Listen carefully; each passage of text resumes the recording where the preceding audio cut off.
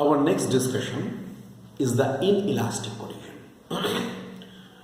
I have already told you that in case of the inelastic collision, the conservation of linear momentum will be followed, but kinetic energy conservation will not be followed, or it is not followed.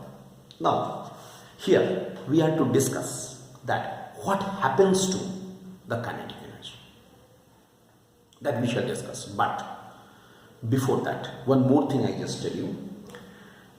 If a body collides with another body, try to follow me. If one body collides with another body, and after the collision, both the bodies are coupled together and they are moving as a single body with a common velocity.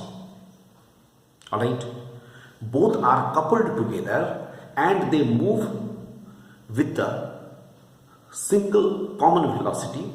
As a single body they are moving with a common velocity, then such type of the collision is a perfectly inelastic collision.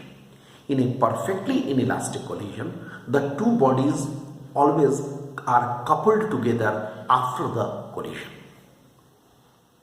Followed? So, similar type of the situation I want to discuss here. Look, this is the inelastic collision.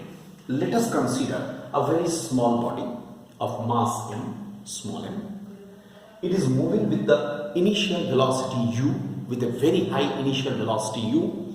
It hits another body whose mass is, it is a heavier body. Suppose its mass is capital M. It hits it, it gets embedded inside this. This body, the bigger body, was at rest. After that, both the bodies are combined together, stick together, and they are moving now with a common velocity, capital V. The situation is the same as I have mentioned. The two bodies are coupled together, right, and they are moving as a same body, single body, with a common velocity. It is the case of the perfectly inelastic collision. What will happen? Let us now discuss.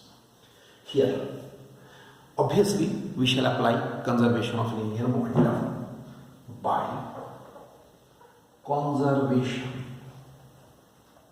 of linear momentum. Let us apply the conservation of linear momentum. m1 u1 plus 0. Understood, I hope. Its linear momentum is mu plus 0 because it is at rest. That should be equal to, they are coupled together, capital M plus small m into V. Very clear. They are coupled together, moving with a common velocity. So, capital V should be m into u by capital M plus small m. I write this equation number 12 in continuation. Alright. This happens according to the conservation of linear momentum. Now we shall apply the kinetic energy. Actually, kinetic energy is not conserved. So, let us find out what is the kinetic energy before collision and what is the kinetic energy after collision. Kinetic energy before collision. K1 half mu square from this plus 0. Its kinetic energy is 0. So, how much? Half mu square. This is the kinetic energy before collision. I can write it as kinetic energy initial. Ki stands for initial kinetic energy.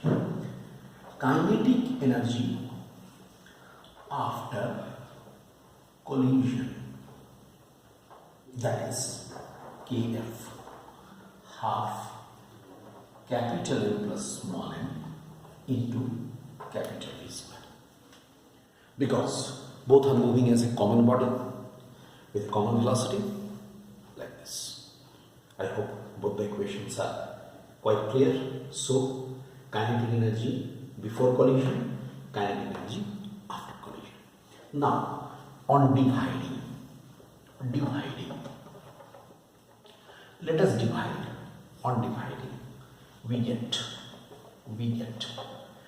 kf by ki is equal to capital M plus small m into capital V square by small m u square. Look, capital M plus small m into capital V square by small m into u square. What will happen? I will write capital M plus small m by m u square, and I write here from equation number 12 in place of v square I write here m u divided by capital M plus small m whole square. I write here by equation 12. Look, I write it like this. So what we are getting, kf divided by ki, capital M plus small m by m u square into m square u square by capital M plus small m whole square. Here u square will be gone, capital M, this capital M plus m will be gone, this is also gone, means how much we are getting? Small m by capital M plus small m. Look at this expression, very clear. Kf divided by Ki is equal to small m divided by capital M plus small m. Obviously,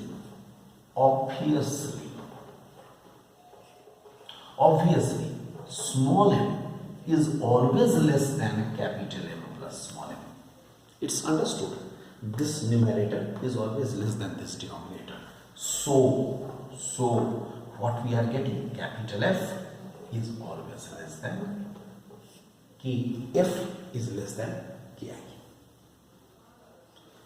If this numerator is less than this denominator, then this numerator should also be less than this denominator. That means final kinetic energy is always less than the initial kinetic energy. That means what happens to the kinetic energy? Kinetic energy is lost. In case of the inelastic collision, obviously conservation of kinetic energy is not followed, but kinetic energy is lost in the process. Very important.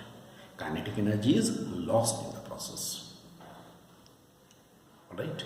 So this is regarding this whole thing about the conservation, this inelastic collision. So kinetic energy is lost. Generally, it is lost in the form of the heat and electromagnetic radiations. This is regarding the inelastic collision.